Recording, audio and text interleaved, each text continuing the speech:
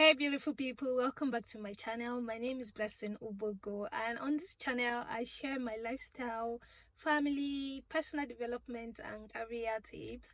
And today I'm gonna be sharing with you how to pass your theory test first time in the UK. So I recently passed my driving test, and I thought this would be a good time for me to share my experience of passing through the theory and the practical test. So if you're in the UK and you're trying to get your driver's license, I believe this video will be useful for you. So stay tuned and get the few tips that I'm going to share with you. For you to get a license, you need to pass both the theory test and the practical test. And the theory test, which I'm going to be focusing on today, it will be mostly for cars and motorcycle because it is the same test. This test, it comes with a cost. You obviously know that because it doesn't come free. That's one. And then it's divided into two different parts. So we have the multi-choice part, which comprises of 50 questions, and then we have the second part, which is the Ard Perception test. So these are the two parts of the one main test. So you write both tests on one sitting. That's how it works. So for the first part, you have the 50 multiple questions, and you're expected to get 43 out of those 50 questions for you to pass that part.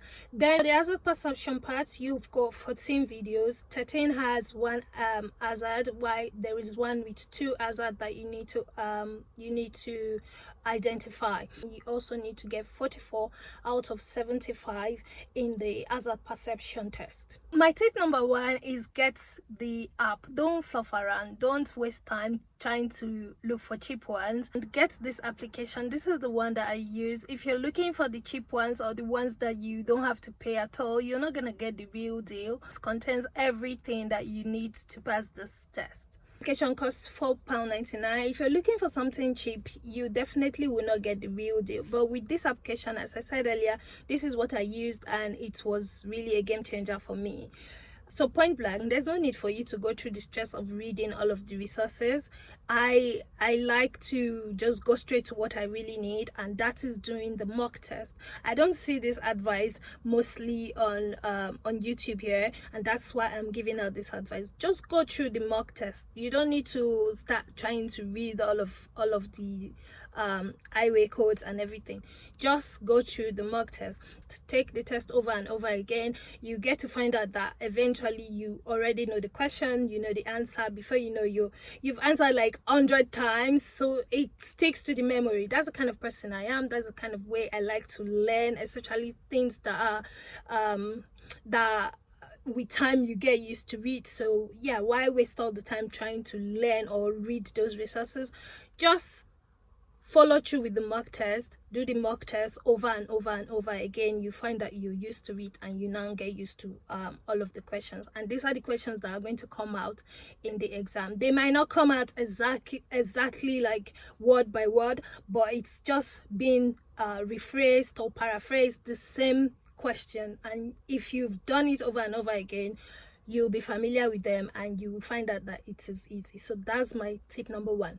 For tip number two, practice. It is so many times that you get used to the questions. You already know the questions, you know the answers that come through with it. So the more you practice, the better prepared you will be. So do not take it for granted. Give yourself 1 month and use that 1 month to practice. Just keep practicing with the mock test, as I said in my hack number one. Practice with the mock test. Just practice as many times you can.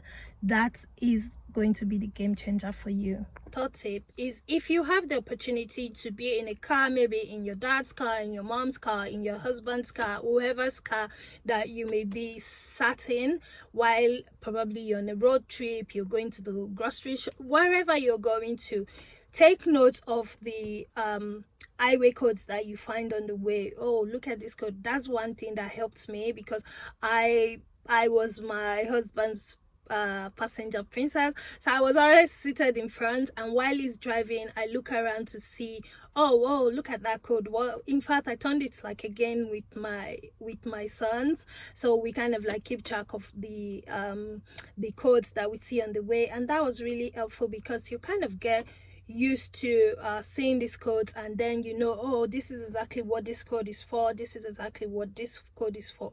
So you could do this even on buses. If you take the bus, you're not opportune to sit in a car, you take the buses, the only place you can get to see it is on the train. So yeah, use that, and you will get used to seeing these codes, and you get used to understanding what they actually stand for. Okay, so for the hazard perception part of the test, I feel that this part of the test is easy to pass, and it's also easy to fail. So the main idea is for you to identify an hazard, and the faster you identify it, they give you like a score ranging from 5 to 0. So if you cite the hazard quickly, then you probably clicked it at the point where it is 5, and if you don't find it on time, maybe you clicked it at 1 or 0. So that's how the score goes. So my tip for this part of the test is to just keep practicing from the mock test. Practice, be attentive to when you cite anything. The only downside to this is you can't just keep clicking or just say, oh, let me just click. No, if you click in a pattern, it disqualifies, or it makes that score void, so you don't get a mark for it. So you just need to be careful, need to be attentive, know when the hazard is coming.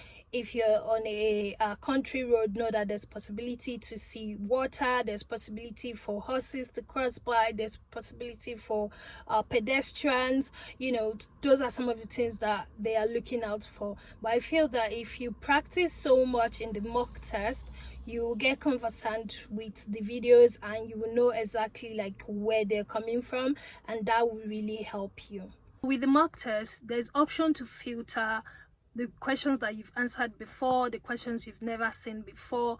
So assuming in a case that you've answered this particular set of questions and you don't want to answer them again, there's the option to filter those ones out of the next batch of more questions that you will get. So that's a very useful feature if you ask me.